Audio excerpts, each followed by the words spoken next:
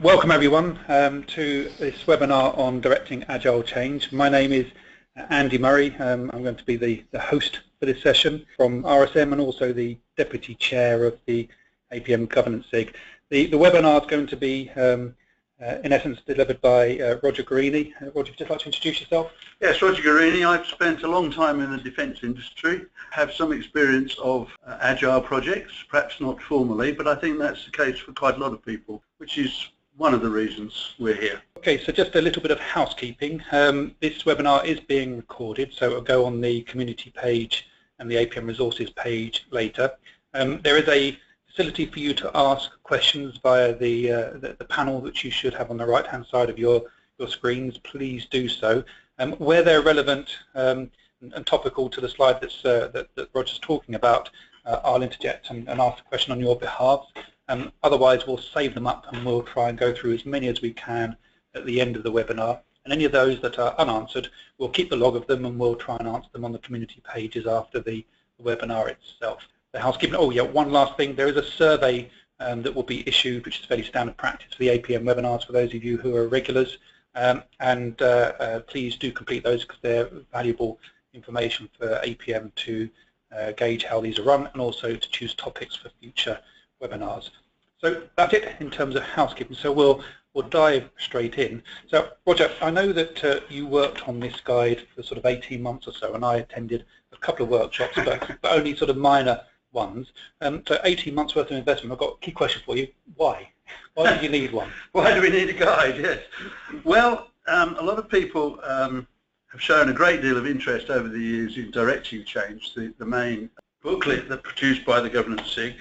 But people increasingly were beginning to ask questions about this thing called Agile. And we've also noticed from various other magazines and the like that it's an increasingly popular topic around the world of project programs and portfolios. The next stage of that was that people started asking the Governance SIG, well, why isn't there a guide about Agile?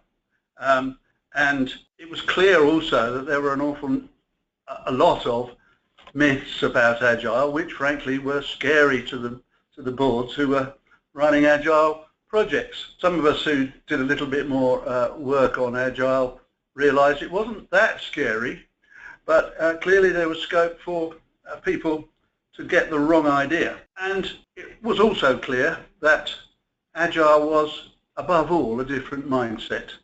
And therefore, the guide had to lead people towards that kind of thinking. Okay. Thanks, Roger. So you mentioned that the board there. So my next sort of question is then, so who's it for? Is it just for the board or is it for project managers? Who would benefit from the guide? Well, we've thought for a long time that the governance of project management is about the board.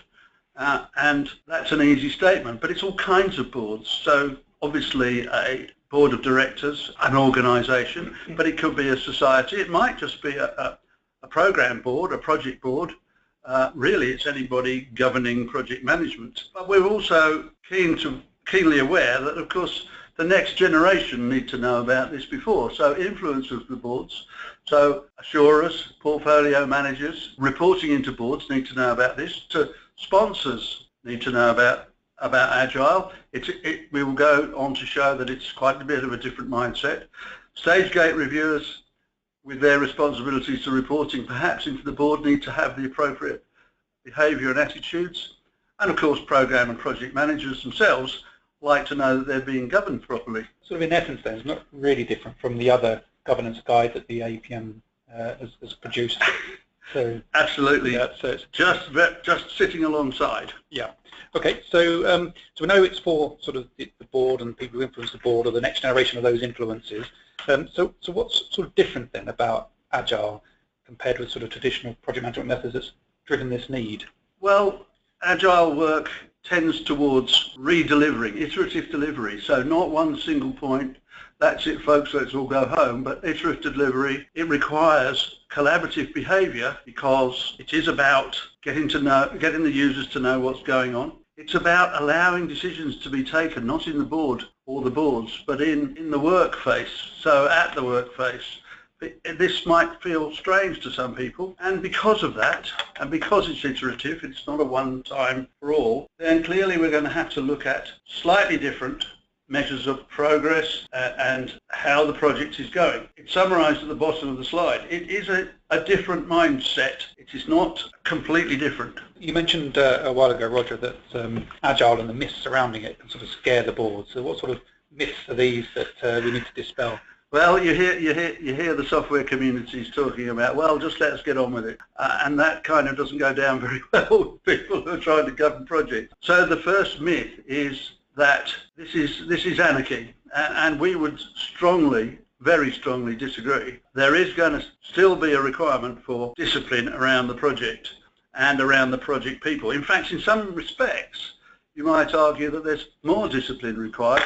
It's a different discipline, but there is going to be plenty of it. So the idea that you might not need a business case, clearly wrong.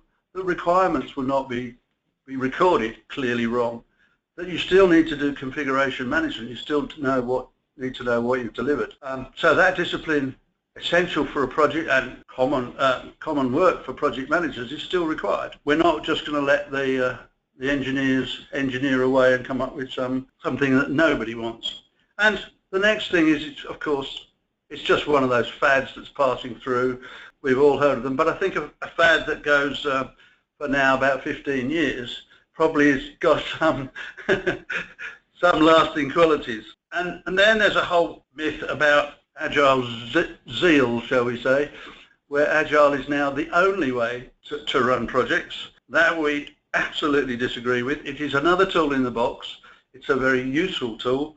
And a lot of people are getting quite a bit of value out of it, but it's not the only thing in the world. And similarly, it's not just for software. The guide talks about choices. Agile doesn't either work just for small projects.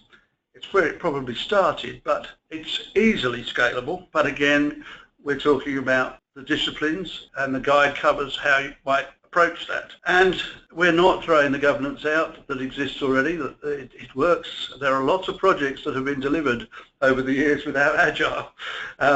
So it might just require an adjustment of one or two things, and all of that is described in the guide. So Roger, people that are familiar with the other guides that the APM has on governance, so that's sponsoring change, directing change, and co-directing change, would recognise that all those guides have a set of principles that sort of define the essence of governance in that context. Yeah. So is this guide the same? Very much so. What we're talking about in the guide is some principles of how the guide is going to help people. So to decide whether to use the waterfall approach, the traditional non-revocable deliverables approach, against Agile, where we're saying you might need to deliver parts of the project many times. So the clear thing the guide has to adjust is, how do you decide that? How do you decide whether it should be an Agile project or a traditional method is more appropriate? We think it's a very important decision, and there is no single answer. We must make that very clear. So directing change is still the starter for project management governance. We are not trying to, in this, change the world. It does talk about incremental delivery. It does talk about collaborative or cooperative behaviours, and all that goes with that. It can be quite a big leap for some people. We do talk about the concept of Agile of just enough definition. So the non-revocable, huge specifications prevalent in our industry, the defence industry, may have to be re-looked at. So just enough definition to make sure that there's no nugatory, or trying to reduce at least, nugatory work. And part of that, and a very important part of Agile being different from Waterfall, is that you are definitely seeking to learn as you go, and that's going to require a slightly different response.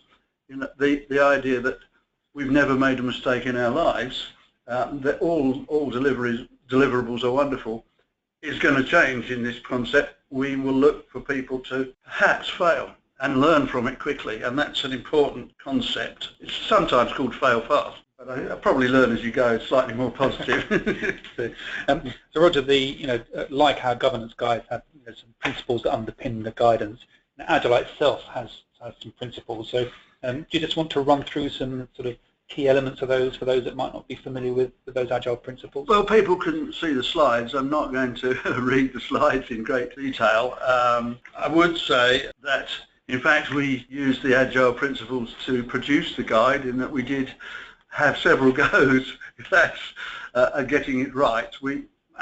And we did work through a definition phase where we defined it enough so that we could, as a team, cooperatively work on the guide, and that certainly saw a few rewrites as we developed the guide. But the principles of Agile are really about faster development and faster change, and therefore you see here things that support that. So never forget where you're going, the constant focus on the goal.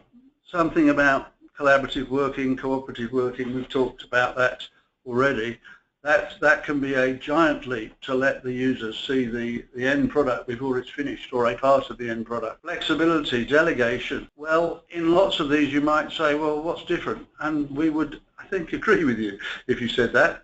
It's just a slightly different tone, really, to the process. But it does talk about valuing people more than process. Slavish adherence to process for its own sake is really not a good thing to do if it doesn't deliver what the customers, users want. So that's going to have to be an important thought as you go through this governance guide. So, who said you shouldn't satisfy the customer? And value driven. Now, it talks about time boxing in the Agile world. That means fixing the timescales, making a delivery when you said you were going to make the delivery, but not necessarily, and it's important, not necessarily what you thought you would deliver at the start. So the scope of the delivery might well change, but it's really important in the Agile world to make sure that the delivery is made, if you like, a heartbeat of its own. Roles and responsibilities, nothing new about that. They may be slightly altered, and we've talked about enough definition. Empowerment is a very powerful part of Agile, and if that's not tautology, rapid decisions are going to be part of the Agile world, and the project management has to be able to deal with that, and so does therefore the governance. And keeping it simple, well, who said you shouldn't do that?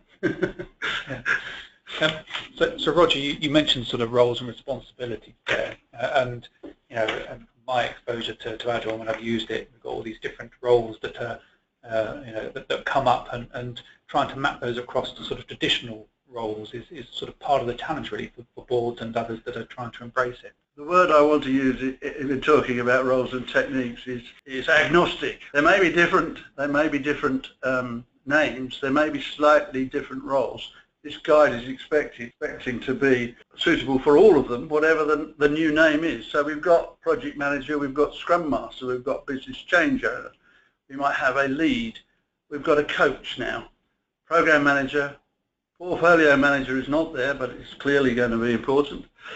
And then when we look down the Agile jargon, for want of a better word, there are these terms which people will have heard, and we're trying very hard to be agnostic about those. So Scrum is clearly an important technique of Agile, and the project management and its governance has to respond to the behaviour within that.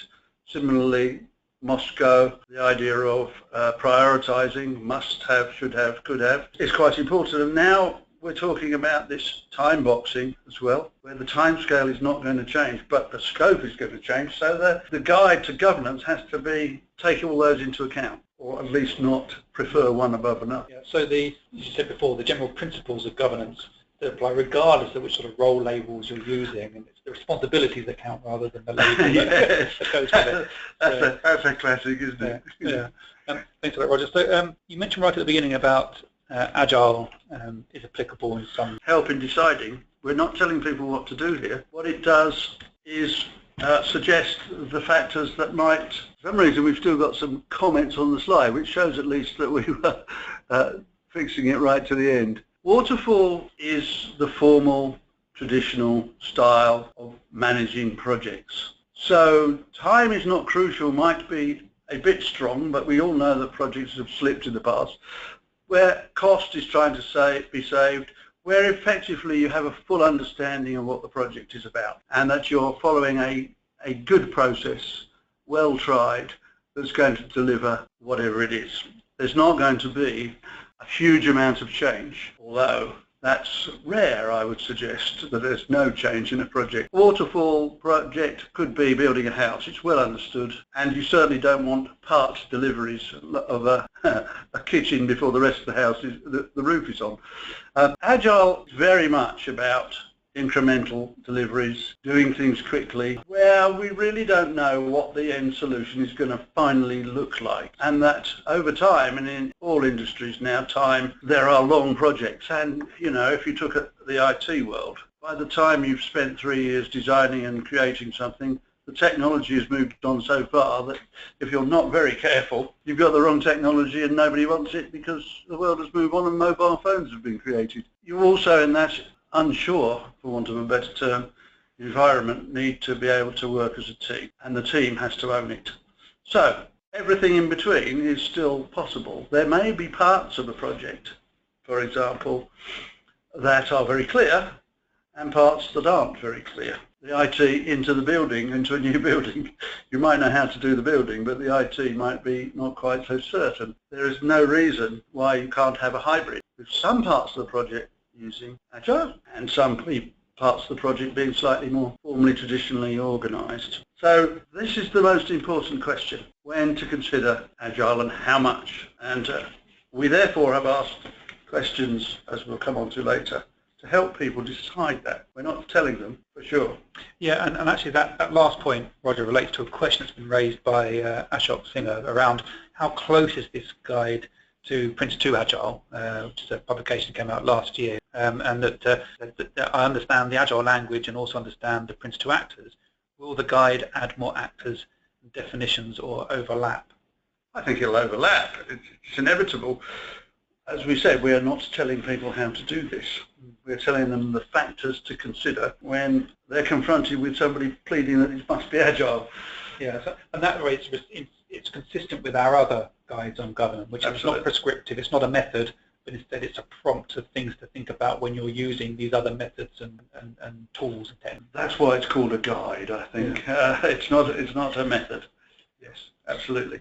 Okay, so we understand these different roles, and we've got the principles that sort of apply to those roles, and we now understand that when it's more applicable than not.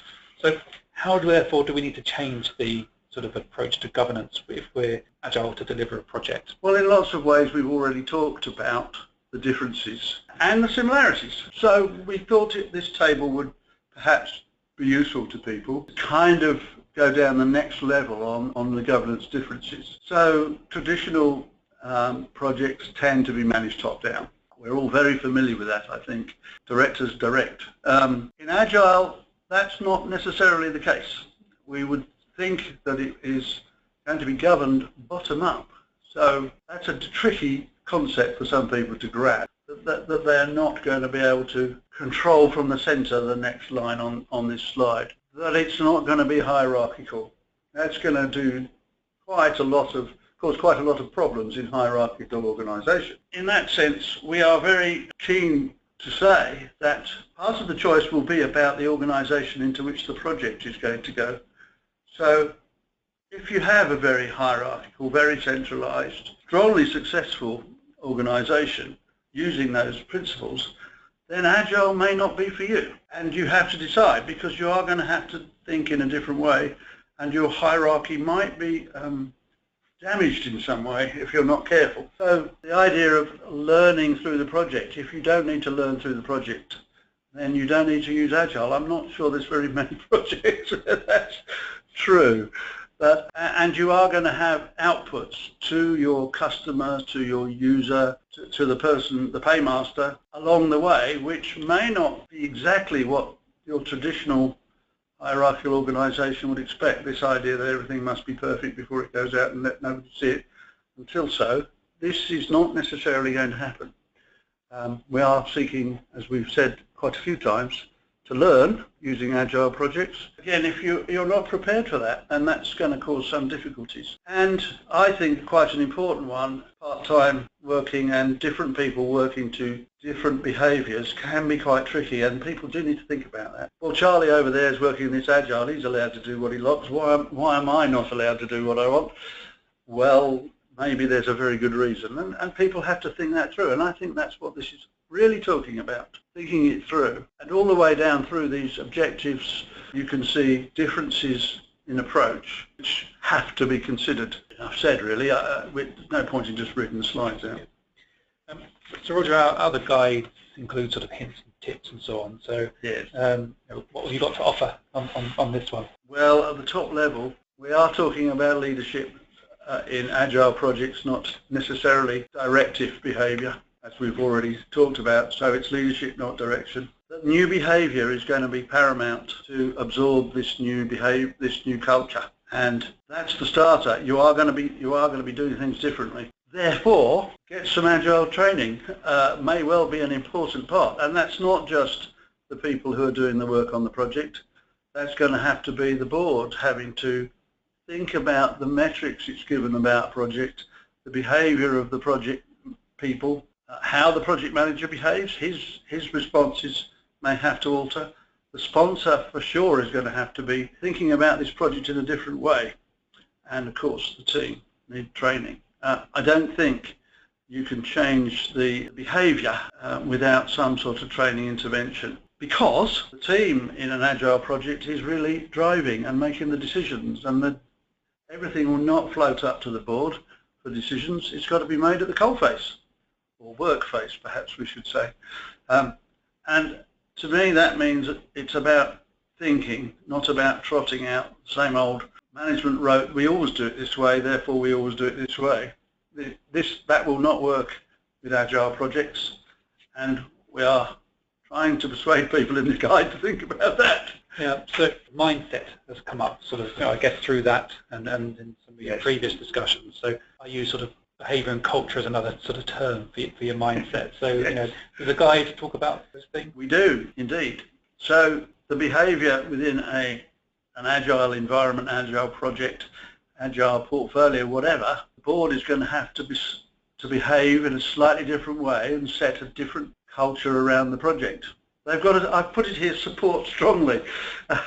We're not saying they go away and they're no longer in charge of the organisation, but they are going to have to behave differently. They're going to have to perhaps stand back a bit, stay back a bit. Clearly got to stick to the principles of governance and set clear objectives for the project, but they're not necessarily going to be the same ones that have been traditionally used.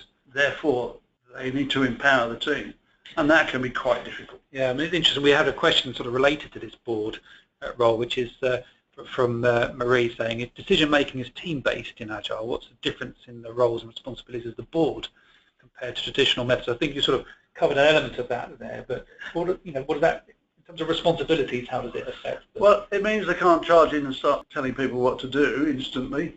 It means they've got to listen perhaps a bit more, understand the deliverables, the problems of the project. It's what it says. It's about empowering the team to make the decisions. Yeah, and I guess some are sort of traditional sort of life cycles where the board would sign off a design or a spec before it goes to the next stage may have to change. And they may say page 733, there's a full stop that's the wrong shape. We're not into that. We're not into that anymore. We have to do just enough definition to be able to do the next piece of work as defined by the time boxing or however the plan says it should be. So the same sort of behaviour has to be covered by the sponsor or the product owner, whatever you call that person. They're really going to now have to be a little more engaged than they were. They can't just tick off the boxes of the milestones on the project. They're going to have to understand how the team is getting on. They're going to have to embrace that culture, and I think they're going to enjoy it. They're going to be part of it, so therefore they've got to dedicate time. This is not a hands-off sponsor we're looking for here.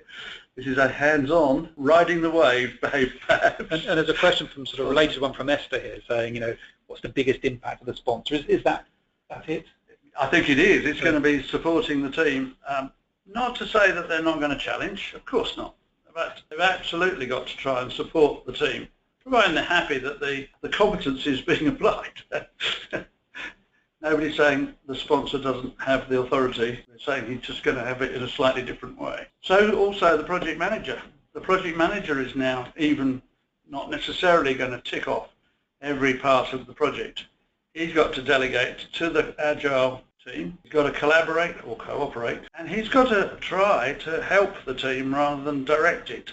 So remove blockages, give them the power to deliver to their schedule, albeit already agreed, but their schedule, and to vary the scope. Quite a shock to some, I would imagine. Yeah, and interesting, that sort of guidance there, or those sort of behaviours and cultures are sort of ignorant of organisational boundaries. And we've got a question here about sort of customer-supplier relationships, and in particular one from Marie saying, so do we have the luxury of not using Agile if our third-party software suppliers expect it? So the implication there is that therefore buyers that are commissioning work where the supplier is using Agile means you need to be an informed and intelligent client. Always. But that's no different to normal project management. Well, no, that you might argue that is the whole project management game, really, understanding suppliers. A lot of our other guides have got lists of questions and so on, right. and I know that we do so here. So just tell us a little bit about what these are for and how we use them. Well, this time we've slightly altered the content of the checklists. We've made them very role-based. I think that's something that's going to permeate through all of the guides eventually. But it is important to understand this is not a set of instructions. The corporate governance type of code talks about comply or explain, but it's not to anybody else. It's comply or explain to your own satisfaction. So strongly, this is guidance, not the recipe, as I put it on the slide. It is not a tick list of things that you must do. It's things you've got to think about. Your choices for your project are the important part of this. So as a board, would you be comfortable with running this project as Agile, or part of it as Agile, and are you going to understand what it's saying to you when it's progressing?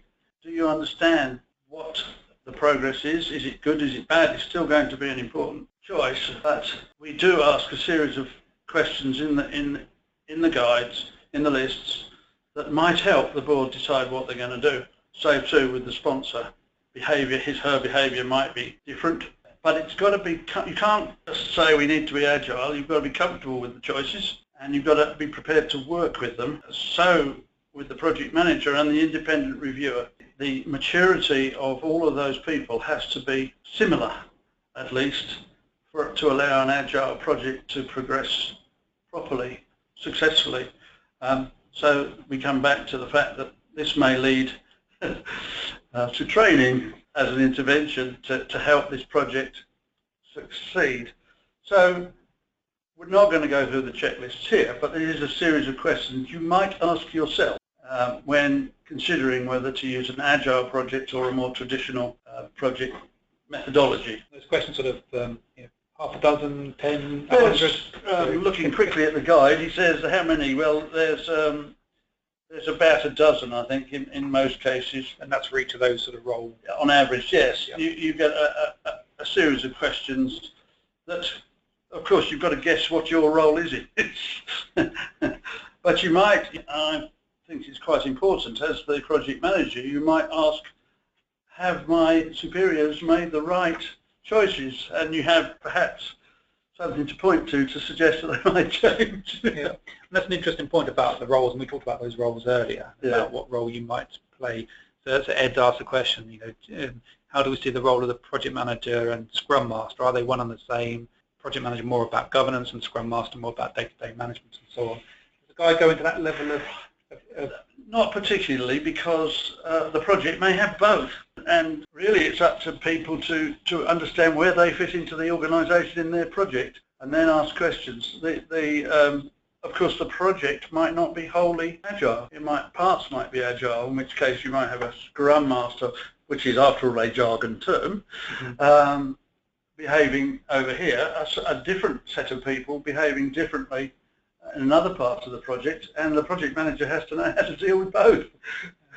So it's not prescriptive in that. Absolutely not. So, but it sort of gives you in a way of sort of wading through them, sort of the minefield that might minefield and mindset. Yes. Yeah. Tips then in terms of how do we go about taking on Agile? If we're new to it and want to use it on our next project.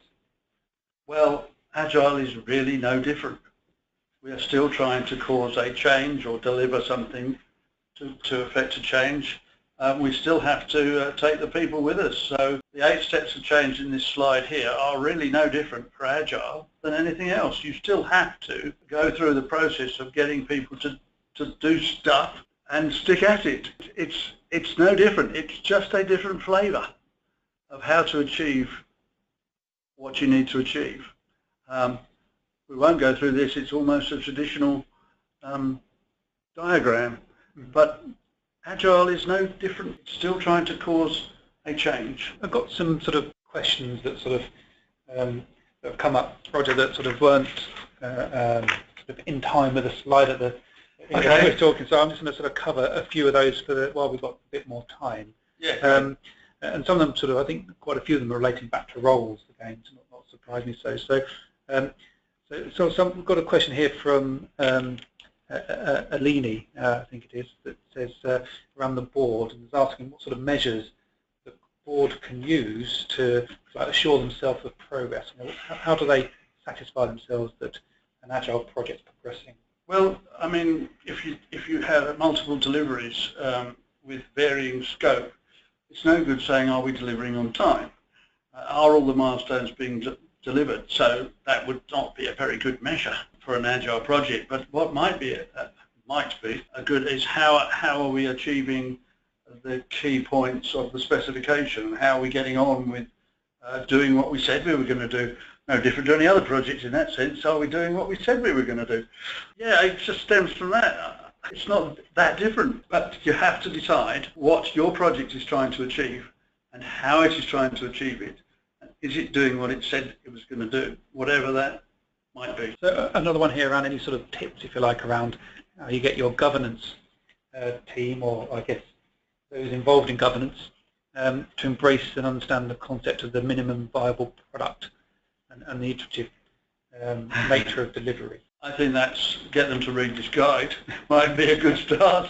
It is about destroying the myths that it's not going to be an anarchic mess, that there is going to be some purpose, that there is a goal, that there is a vision, we are going to do stuff, and we're going to do what we said we were going to do. We come back to that on all projects, don't we? Yeah, it's my experience, I think sort of the iterative and incremental approach actually requires more control and more discipline than other styles of delivery. Not least because you're going to have more people involved. You're going to have this horrible person called the user of the system or the customer. He's going to become involved, and he's going to have to go through the step change to understand that he's not going to complain about the fact that this product is not complete and the first delivery and the product's not complete. You're going to say, you've got to convince him that he wants to participate, and that can be quite a difficult thing for some people to do. The maturity bit applies there as well. So you're going to have to educate, and educate. Project managers are supposed to do. So I'm convinced, Roger, that we need a guide like this. So you've persuaded me. How do I get more information? Well, you buy the guide is the simple answer, and it's available as described here. It's not a very big thing. It won't cause you to get a hernia while lifting it. Like all our other guides, it's very much to the point, and hopefully is helpful, but is definitely not prescriptive. You can buy it from this supplier here. There's a contact number. So, what's the page count on that? I can see you waving it in front of me now. It's slim, aren't they? So 28 pages, including the cover. Yeah, so as not a lot the on other the one, cover. so that, I guess, one of the earlier questions, how does it compare to Prince to Agile? It's a completely different style of publication, one being an extension to a method and technique rich, and this one's principles rich, and really a set of prompts for people. Lots of prompts, but no statements and no methodology, no method. We like to write short guides that people are going to use, but there's nothing better than seeing a guide that's well thumbed. Yeah, and I guess that's because the audience for it typically is board, or those who influence the board in relation to governance. And they get bored very quickly, yes. Yeah. So yes, it's not the sort of thing you're going to spend 3 weeks reading carefully and then going back over again.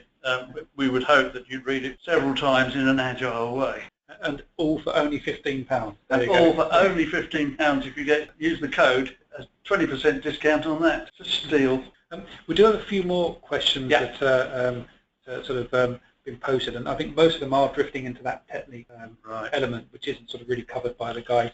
No. Whilst I could ask you and draw on your wisdom and experience, I think we'll stick to the sort of the scope of the guide around that sort of governance angle of Agile rather than the delivery angle of Agile. So I don't think we've got any more questions other than anything you'd like to say to sum up, Roger?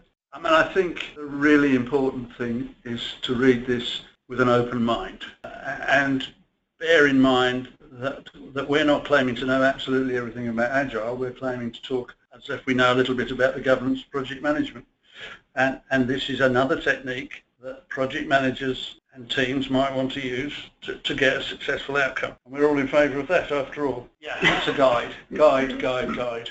That's come across. So thank you very much, Roger, for taking your time out for sort of sharing insights on this new publication. Thank you very much, everyone who's participated and listened, and also for some of the great questions we've had as well. Thank you. Thank you very much.